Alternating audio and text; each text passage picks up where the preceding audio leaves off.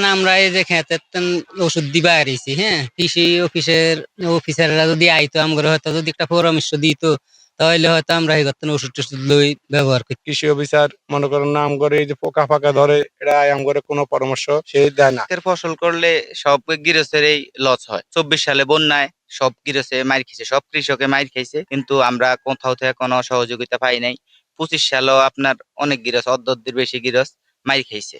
এই জন্যই কৃষি আবাদ কমে যেতে, যেমন আমার দিয়ে আমি উদাহরণ দেই, আমি 24 সালে জমি করছি 360 শতাংশ, প্রায় 80,000 গেন্ডারি আমার বন্যায় নষ্ট হয়ে গেছে, প্রায় 20 লাখ টাকা মাইর খাইছি।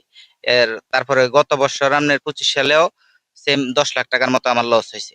এই জন্য ধরেন আমি অর্ধেক কমাই দিছি, ধরেন এবার আমার 1.5 কানি আছে, নিজে গোটাই করছি, এই জন্য আমি ফসল কমাই দিছি মাইর খাওয়ার কারণে। কত করবো, দাঁত দেনা কইরা গৃহস্থী করছি, নিজে চালান তো গেছেই, দাঁত দেনা কইরা আর কত করবো। এই যে জমি দেখছেন আমাদের, এই জমিগুলো চাষ করছি, এবং কৃষি অফিসার মনে করেন না আম করে এই যে পোকা ফাঁকা ধরে, এটা আম করে কোনো পরামর্শ সে দেয় না। এবং আসো আমগর দ্বারের কাছে ধরে এটা ধরে পরামর্শ দিত, তাহলে আমরা এটা বিক্রিত একটু ভালো হইতো, জিনিস একটু ভালো হলে আরো 2-4 টাকা বেশি কাঁচা যেত। আবার সারের দামও বাড়তি, সবকিছুর দামে বাড়তি, গাঁতির দামও বাড়তি, আমাদের সবকিছু নিয়ে মনে করেন না এই জমিগুলা করতে আছি, এবং ধরি এরপরে লস বাতিতে আছে। কি করবো, করিয়ে না করিও বা কি করবো, করতে তো করতে লাগে। আমাদের গেছে বার্তা আমরা মনে করেন দেন হয়তো অনেক মার খেয়েছি, পেশা কিনিও তেমন হয় নাই।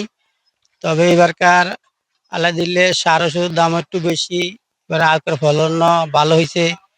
যদি এবার ব্যাপারীরা আসলে বাজারে পরিস্থিতি বুঝলে বুঝা যাবে এর দাম, নইলে যদি এবার ব্যাপারীরা হয়তো বাজার যদি না উঠে, তাহলে আমাদের আবার এই হিসের মতন আবার আমরা পুরোপুরি লস। কারণ আমরা এই যে খেতের ওষুধ দিবা আরইছি, হ্যাঁ, এরপরে মনে করেন রোগ বেমারের কথা তো আমরা হয়তো বলতে পারি না, কি ভিতর কত রোগ ব্যারাম হয়ে থাকে। হয়তো কৃষি অফিসাররা যদি আইতো আমগরে হয়তো যদি একটা পরামর্শ দিত, তাহলে হয়তো আমরা এই করতেন ওষুধ টষুধ লই ব্যবহার করতাম। হেরা ইয়ে না ঠিক মতো পাই না হে করে, তাই আমরা বাজার থেকে মনে করেন দোকান কিনে আনি ওষুধ দেই।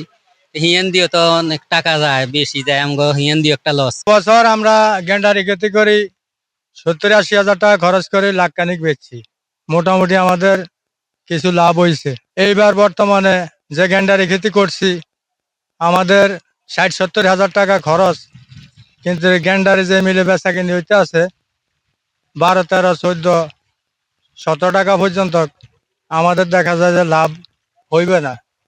এবার আমাদের লস হইতে পারে। তবে আমরা বড় সংকটে আছি। আমাদের চাঁদপুর জেলায় এই বছর সরকারিভাবে আমাদেরকে নির্দেশনা দিচ্ছে 677 হেক্টর জমিতে আখ আবাদের জন্য।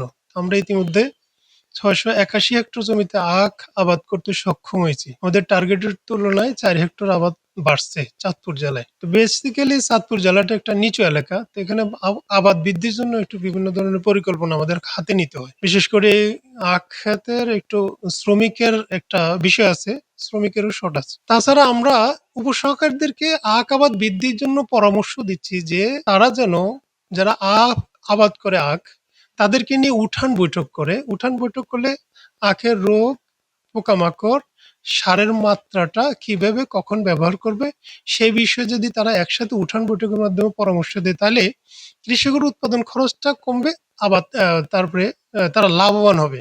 এতে করে নতুন নতুন আমাদের উদ্যোক্তাও সৃষ্টি হবে।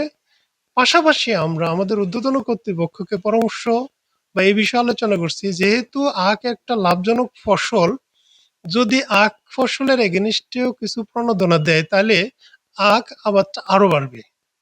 তো এতে করে আমরা দেখছি চাঁদপুর জেলায় বিশেষ করে মতলব উত্তর আর ফরিদগঞ্জে আবাদটা বেশি হচ্ছে, সদরের একটা অংশ। আমার সব উপজেলায় যদি আরো বাড়ানো যায় আখ আবাদ, এতে করে কৃষক লাভজনক হবে, দেশের একটা সম্পদ উৎপাদন বাড়বে, উদ্যোক্তা তৈরি হবে।